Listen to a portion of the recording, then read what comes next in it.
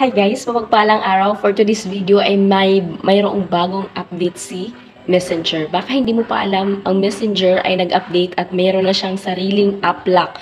Pwede na tayong mag-lock. Nandun lang sa settings ng Messenger. Meron lang tayo i-on doon.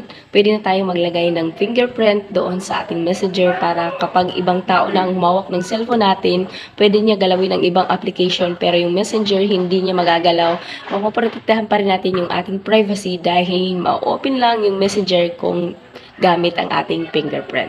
Kung interesado ka at hindi mo pa alam, panoorin mo yung video.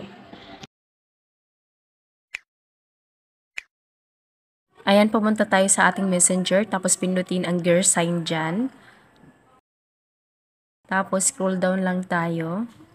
Tapos, yung privacy, sa ibang cellphone, privacy and safety. Click natin yan. Tapos, hanapin natin yung app lock. I-click natin. Ayan, dito tayo mapupunta. Tapos, itong i-click lang natin para ma-unlock yung biometric.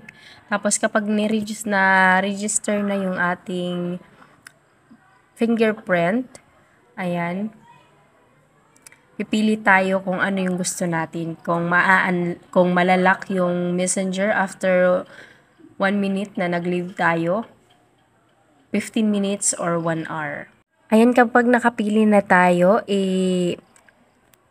close na natin yung Messenger para makita natin kung na-apply yung biometric. Ngayon, i-open natin ulit yung Messenger. Ayan, successful na na-register yung ating fingerprint. Ganun lang po siya kadali. Sana may natutunan kayo. At kung may natutunan kayo at nakatulong ang video ito, pa-heart and follow naman. Thank you. God bless.